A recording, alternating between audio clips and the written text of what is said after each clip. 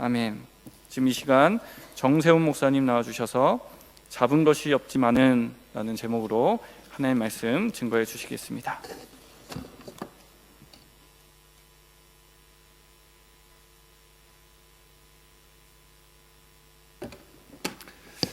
할렐루야.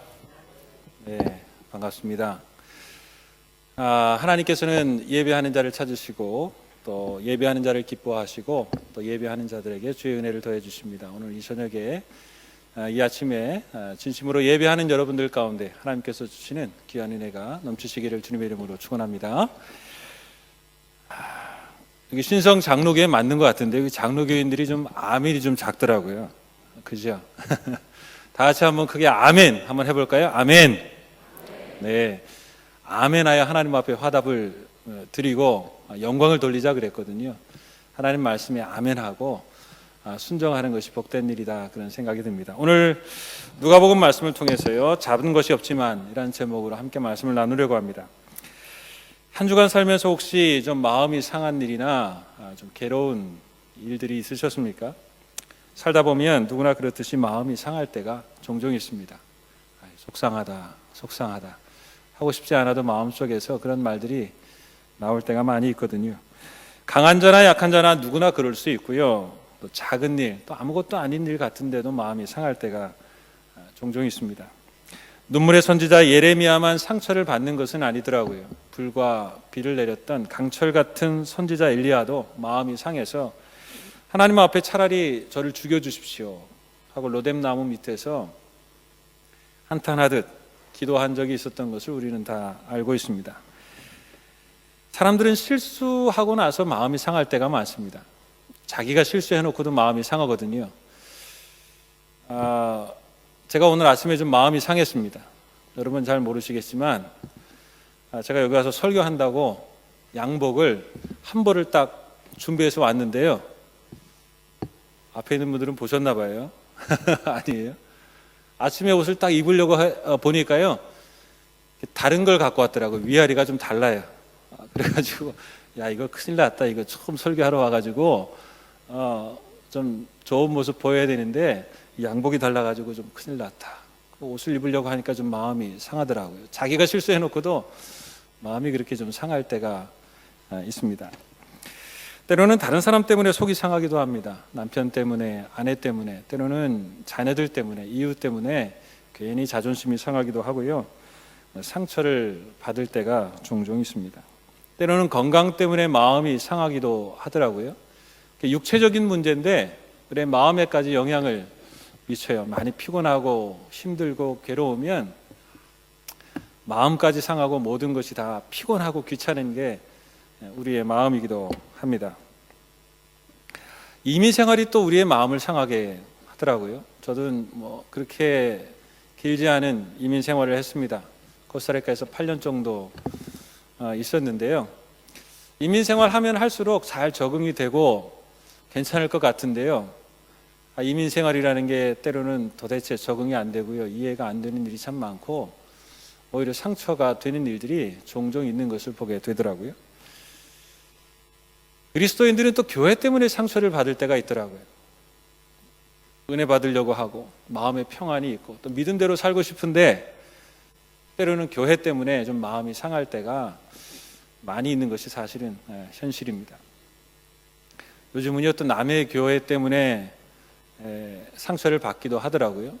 제가 이민 목회를 해보니까요, 야, 이민 목회가 얼마나 중요한가, 이 디아스포라 교회가 얼마나 중요한가, 하나님께서 얼마나 사랑하시는가. 그래서 저는 다른 나라에 가서요, 이민교회, 좋은 이민교회를 만나면 그렇게 감사하더라고요. 제 교회는 아니지만, 제가 심호하는 교회는 아니지만 좋은 이민교회를 만나면 그렇게 감사할 수가 없어요. 그런데 그 사랑하는 이민교회, 하나님께서 귀하게 여기시는 그 이민교회가 좀 어렵다는 얘기를 들으면요, 내가 심호하는 교회도 아닌데 괜히 마음이 아프고 때로는 내가 창피하기도 하고 좀 그럴 때가 있어요. 그래서 종종 마음이 상할 때가 있다는 것이죠. 우리는 여러 가지 일로 참 마음이 상할 때가 참 많습니다. 또 때로는 재난과 고난 때문에 마음이 상합니다. 어려운 일은 혼자 오는 법이 없다, 그런 이야기가 있습니다. 여러분 복음성가도 혹시 아시죠? 인생이 힘들고 고난이 겹칠 때에, 고난은 혼자 오는 법이 없어요. 어려운 일이 겹쳐서 오기도 합니다. 욥을 보면 일이 연달아서 오는 것 같지만 어려운 일이 계속 겹쳐서 일어나는 거예요. 거기에 참 마음이 힘들고 어려웠겠다, 그런 생각을 해보게 되어집니다. 여러분은 어떠셨습니까? 한 주일 동안 지나면서 어떤 일로 마음이 상하셨나요? 오늘 말씀해 보니까 밤이 새도록 수고하였을 때 잡은 것이 없지만은 이라고 고백하는 베드로의 고백을 보게 되어집니다. 성경을 읽다 보면 마음이 짠한 구절 가운데 하나가 바로 이 구절이라 생각이 되어집니다. 베드로는 그물을 씻으면서 무슨 생각을 했을까요? 텅 빈 배를 보니까 좀 마음이 공허했던 것 같아요. 텅 빈 느낌, 배만 빈 게 아니고요, 마음도 텅 빈 거죠. 내가 지금 뭘 하고 살았나? 내가 무슨 수고를 했나? 그런 마음이 있지 않았겠습니까? 그럴 때도 있는 거지 웃어 넘기려고 합니다. 전에도 이런 적이 있었잖아 라고 웃어 넘기고 싶은데요, 오늘은 좀 왠지 좀 더 다른 특별한 느낌이 있었다는 것입니다. 말씀에 의지하여 그물을 내리겠습니다. 예수님께 그렇게 대답해도 만족한 대답이었을 텐데요, 앞에다 하나 붙이잖아요. 밤이 맞도록 수고하였으되 얻은 것이 없지만. 그날따라 마음이 참 많이 상했던 것 같습니다. 왜 그랬는지 잊으려고 해도 계속 생각이 나고요, 다른 때와 다른 느낌이었다라는 것이죠. 왜 그럴까요? 마음이 상한 것입니다. 그 모습을 보면 측은하기도 하고요, 때로는 내 모습, 때로는 우리의 모습을 보는 것 같아서 공감이 되기도 합니다. 그래서 마음이 짠한 성경 구절이기도 하고요. 그런데요, 오늘 수고하고도 얻은 것이 없어 마음이 상한 베드로에게 찾아오셔서 오늘 그들을 채우시고 함께 하시는 주님을 보게 되어집니다. 오늘 그 만나주신 주님을 통해서 오늘 베드로는요, 다시 새 힘을 얻고 회복되어지고 새로운 삶으로 나아가게 되는데요, 오늘 이 베드로에게 주셨던 은혜가 오늘 여기 함께 예배 드리는 우리 모두에게 이루어지는 귀한 역사가 있기를 주님의 이름으로 축원합니다. 오늘 다시 채우시는 주님의 은혜를 경험하기 위해서는요, 얻은 것이 없어도, 빈 배어도, 때로는 마음이 상해도요, 오늘 주님의 청함을 듣고 주님을 바라보아야 된다라는 것입니다. 여러분, 오늘 참 감사한 일은요, 오늘 예수님이 베드로에게 말씀하십니다. 배를 육지에서 조금 띄기를 청하셨거든요. 근데 베드로가 그 음성을 들었다라는 것입니다. 그 말씀을 들었다라는 거예요. 여러분, 혹시 마음이 상하고 기분이 나쁠 때 여러분은 어떠십니까? 누가 이야기하면요, 그 이야기가 잘 안 들려요. 그리고 누군가가 우리에게 충고해 주면요, 네가 뭘 알아서 그래? 네가 내 사정을 알아? 이게 사실 잘 안 들리고요, 잘 안 보여요. 아나무인이라는 게 있잖아요. 평소에 친구고 존경해도요, 무슨 이야기하면 마음에 잘 안 들어올 때가 참 많거든요. 여유가 없어집니다. 남 생각할 여유가 없어요. 내 코가 석잔데요. 그런데 오늘 예수님께서 배를 조금 띄워달라고 청하는 그 예수님의 청함이 오늘 베드로의 귀에 들렸다라는 것이죠. 그리고 그 수고를 감당하게 됩니다. 그게 베드로에게 주시는 은혜이자 다가오시는 주님을 만나는 일이 되었다라는 것이죠. 여러분, 시편 34편 18절에는요, 여호와는 마음이 상한 자에게 가까이 하시고 중심에 통회하는 자를 구원하시는도다라고 말씀하고 있습니다. 여러분, 하나님은요, 마음이 상한 자에게 가까이 오시는 분입니다. 가끔 아이들하고 이렇게 지내다 보면 아이들이 마음이 상해서 울면서 방에 들어갈 때가 있어요. 그러면 그 모습을 본 또 부모가 좀 마음이 아파가지고 방문을 열고 들어갑니다. 괜찮냐? 미안하다. 잘해보자. 옆에서 이야기하면 그것을 잘 받아들이는 아이가 있어요. 그러면 좀 슬펐던 거, 괴로웠던 거, 상했던 것들이 이렇게 좀 잘 해결이 되면서 또 좋은 관계로, 또 성숙한 모습으로 나아갈 수 있는데요, 어떤 아이들은 문을 탁 걸어 잠그고요, 아무리 두드려도 대꾸도 안 하고, 밥을 먹으라고 해도 밥도 먹지도 않고, 그 밥이 뭐라고요? 그 자식이 밥을 안 먹으면 한 끼 안 먹는다고 죽는 건 아닌데요, 그게 참 마음이 그렇잖아요. 그러면 어떻게 됩니까? 오히려 부모는요, 문을 쾅쾅 두드리기도 하고요, 목소리가 더 높아지기도 합니다. 잘 해결이 안 되죠. 나중에는 더 그 상처난 마음을 해결할 길이 없어요. 해결되지 않은 채 그냥 그렇게 꽁하고 살아갈 때가 참 많이 있다는 것이죠. 여러분, 마음이 상한 자에게 다가올 때 그 음성이 들린다는 것은 은혜입니다. 그 얼마나 귀한 일인지요. 여러분, 그 주의 음성에 귀를 기울이고 살아가는 것은 우리 믿음의 사람들이 해야 될 일이라는 것이죠. 민수기 21장에 보면 가나안 땅으로 들어가려던 이스라엘 백성들이 길 때문에 마음이 상했습니다. 길 때문에 마음이 상하니까요, 지금까지 누렸던 하나님의 은혜를 다 잊어버리고 불평하기 시작합니다. 결국 그 불평은요, 불뱀을 불러들이게 되었다는 것이죠. 해결책이 없었습니다. 나중에 결국 주시는 그 하나님의 노뱀을 보고서야 사람들이 그 어려움에서 회복이 되어지지만 이미 많은 사람들이 죽고 상처를 받은 다음이거든요. 여러분, 마음의 상함은 누군가를 향해서 불평한다고 잘 해결되어지지 않더라고요. 그 사람 때문이야 라고 탓한다고 해서 그것이 잘 해결되어지지 않더라고요. 그 어려운 것을 내가 부둥켜 안고 있다고 또한 다 해결되어지는 것은 아니더라고요. 바로 하나님의 은혜가 해결책입니다. 다가오시는 하나님을 바라볼 때 해결되어지는 것이죠. 그래서 하나님은요, 마음이 상한 자에게 가까이 하시겠다. 오늘 우리에게 그렇게 말씀하고 계십니다. 해결은 불뱀을 불러오기 전에 하나님을 만나는 것입니다. 하나님의 음성에 귀를 기울이는 데 있다는 것이죠. 누가복음 7장 40절에 보면 예수님께서 바리새인 시몬에게 말씀하십니다. 내가 내게 이를 말이 있다. 예수님은 언제나 우리에게 하실 말씀이 있으신 것 같아요. 그리고 시몬에게 특별히 하실 말씀이 있었습니다. 반대로 이야기하면 시몬은요, 특별히 주님의 말씀을 들어야 될 게 있었다라는 것이죠. 얻은 것이 없어 마음이 상하고 괴로운 우리들에게도요, 예수님께서는 내가 내게 이를 말이 있다 말씀하고 계십니다. 우리에게 가까이 오시며 말을 걸어오시는, 그리고 청하시는 그 주님의 음성을 들어야 되는 것이죠. 마음이 좀 상했니? 내가 내게 이를 말이 있다. 내게 좀 부탁할 말이 있다. 그 사람 때문에 좀 마음이 상했느냐? 그 일 때문에 마음이 상한 거야? 또 건강 때문에 좀 어렵냐? 그래, 내가 안다. 힘들지.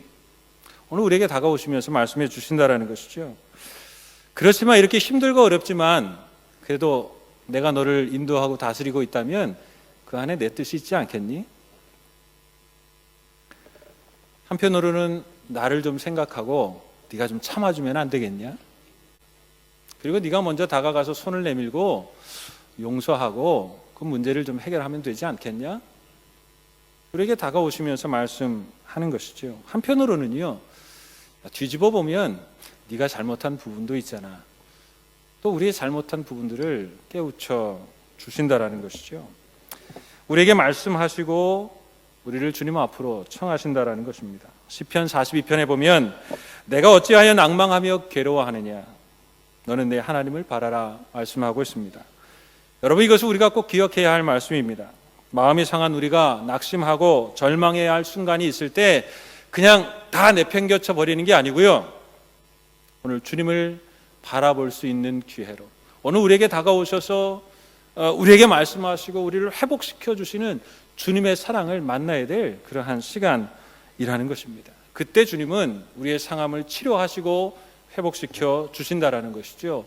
여러분, 그때 불뱀은 노뱀으로 변하게 되고요, 불행은 행복으로 기쁨으로 바뀌어집니다.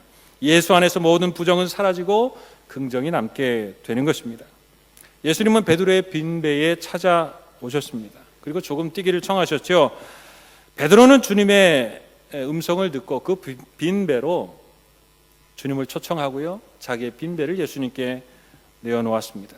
바로 여기에 여러분, 새 역사가 일어나고 또 기적의 회복의 일들이 그 안에서 시작되었다라는 것이죠.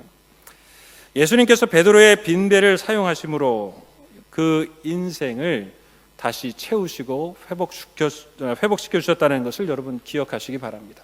오늘 그 모습을 보면서 다시 한번 우리의 마음속에서 마음이 상하였던 것들을 내려놓고 오늘 다시 하나님 앞에 기도하는 시간을 좀 가졌으면 좋겠다, 그런 생각이 듭니다. 하나님, 우리에게 소원이 있습니다. 내 인생의 빈배에 오시옵소서. 마음이 상하고 괴로운 일들이 참 많습니다. 때로는 우리의 가정이 힘들고 어렵습니다. 우리의 일터가 힘들고 어렵습니다. 주님 정말 사랑하는 우리 교회가 참 힘들고 어렵습니다. 오늘 우리의 빈배에 초청합니다. 우리의 마음 상한 것에 주님의 음성을 듣고 싶습니다. 내려놓을 때 그 안에서 주님은 우리를 회복시켜 주신다라는 것이죠. 그곳에 예수님이 오시면 오늘 우리에게 주시는 은혜로 채워지고 새롭게 되는 분명한 변화의 역사가 있을 줄로 믿습니다. 우리가 마음을 열고 주님의 음성을 들어야 되는 것이죠. 마음의 상함은 불뱀을 불러들이지만 오늘 상한 자를 가까이 하시고 하나님의 음성을 듣고 주를 바라면 소망이 있다 말씀하십니다. 오늘 다가오시는 하나님의 음성을 듣고 주의 채우심과 회복을 경험하는 복된 신성교회 모든 성도들이 될 수 있기를 다시 한번 주님의 이름으로 축원합니다. 또 한 가지는요, 베드로는 얻은 것이 없었습니다. 마음이 상하였지만 밤이 맞도록 수고했다라는 것입니다. 베드로는 이렇게 이야기합니다. 우리들이 밤이 맞도록 수고하였으되 얻은 것이 없습니다. 여러분, 고기가 잘 잡히면 밤이 맞도록 수고한들, 그게 무슨 수고가 되겠습니까? 하룻밤 이틀밤을 샌다 해도 여러분, 그게 그렇게 수고스럽지는 않을 것이다, 그런 생각이 듭니다. 그런데 그물을 던지고 또 던지고 던져도 뭐 불가사리 하나 잡히지 않는다고 한다면 여러분, 그것이 얼마나 힘이 빠지고 실망스러운 일이 되겠습니까? 그런데도 불구하고 베드로의 고백 속에 보면 밤이 맞도록 수고했다라는 것을 보면 좀 텅 빈 느낌, 마음의 괴로움과 상처도 있었지만 그런 마지막까지 수고한 것을 보게 되고요. 오늘 그 안에서 예수님을 만나게 되는 것을 보게 됩니다. 베드로는 하나 잡히는 것이 없는데도 불구하고 자기가 맡은 일에 최선을 다하는 충성스러움이 있는 사람이었습니다. 한 번 맡겨진 일의 끝장을 보는 그러한 성품이었던 것 같습니다. 한 번 시작한 일은 마지막까지 감당하는 충성스러운 모습이 있다는 것이죠. 여러분, 때로 마음이 상하면 다 그만두고 싶습니다. 그거 내가 끝까지 해봐야 무슨 소용이 있겠느냐, 상처만 더 받지. 하면 할수록 어려워지는 일들이 있거든요. 그러나 여러분, 그리스도인들은요, 그 맡겨주신 일들을 마지막까지 감당하는 충성스러운 자세가 필요하다는 것이지요. 왜요? 여러분, 그 충성스러움들을 통해서 하나님의 뜻이 이루어지기 때문에 그렇다는 것입니다. 잠언 16장에 보면 이런 말씀이 있습니다. 마음의 계획은 사람에게 있지만 그 걸음을 인도하시는 분은 하나님이시라. 여러분, 에스파뇰 성경에 보니까 이렇게 되어 있더라고요. La palabra final la tiene el Señor. 마지막 말이요, 여러분, 우리 하나님께 있다라는 것입니다. 여러분, 마지막의 일은요, 우리의 충성스러움에 있지는 않더라고요.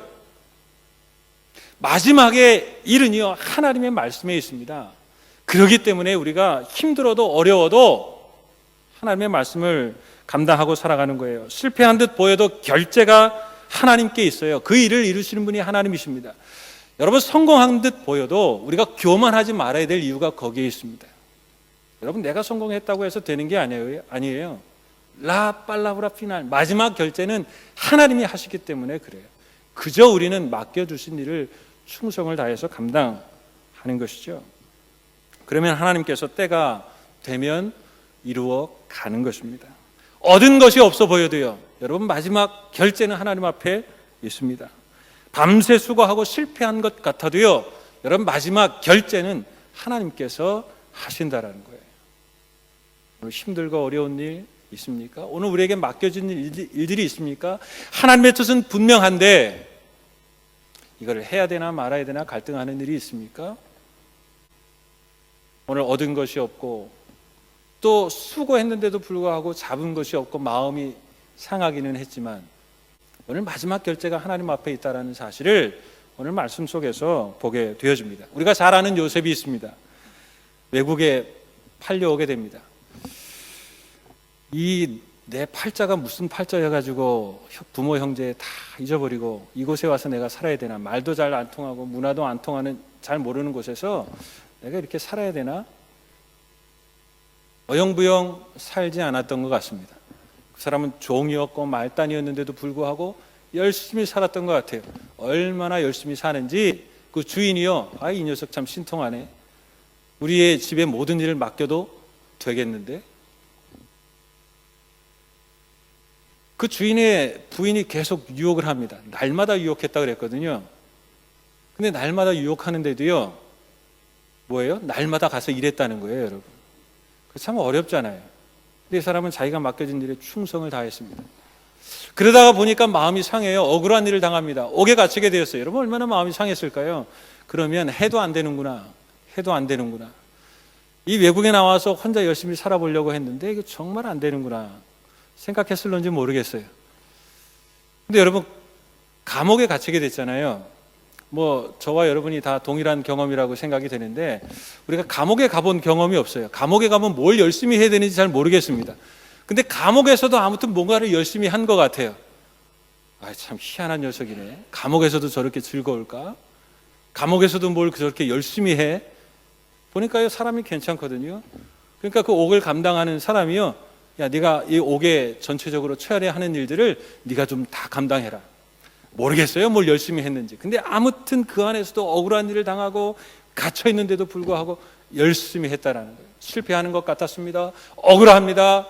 얻은 것이 없습니다.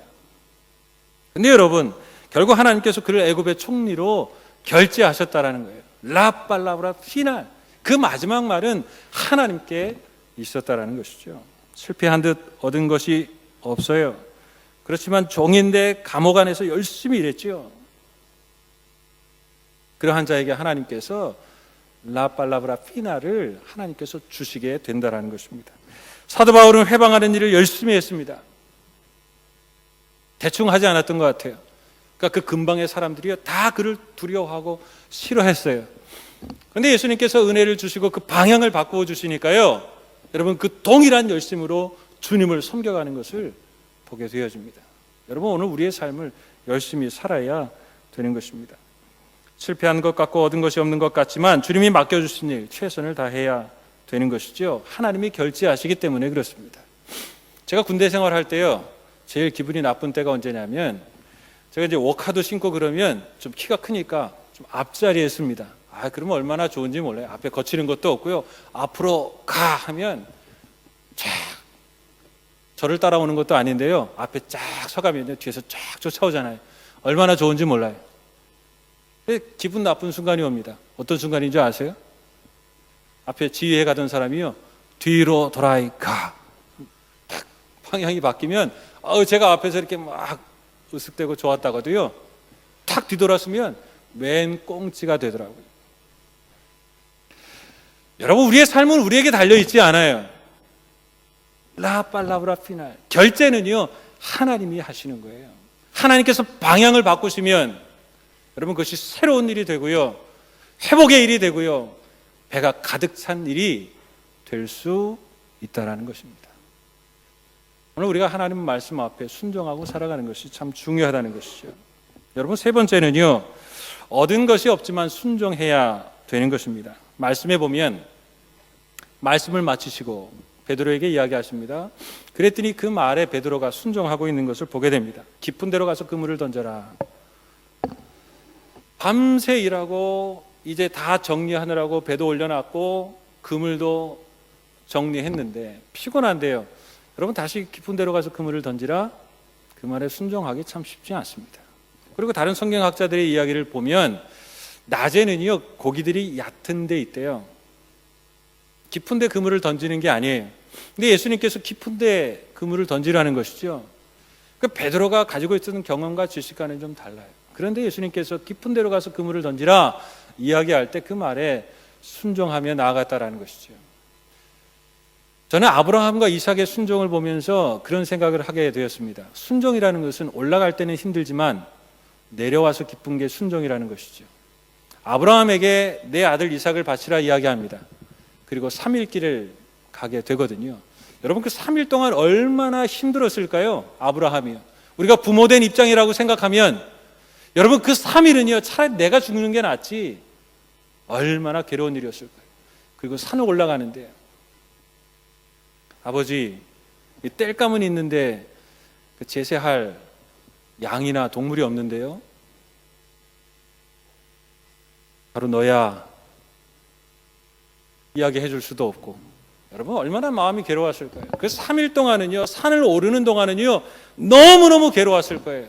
근데 여러분 그래도 순종해 드릴 때 여러분 내려오는 3일길, 집으로 돌아오는 3일길, 그리고 내려와서 종들을 만나고 다시 내려와서 사라와 만나가지고 이야기하고 계속해서 사흘이 되고 일주일이 되고 1년이 지나서 밥을 먹고 있는 이삭을 보면 아브라함의 마음이 얼마나 기뻤을까요? 그때 순종하길 잘했다. 여러분 순종은 3일이 힘들어요.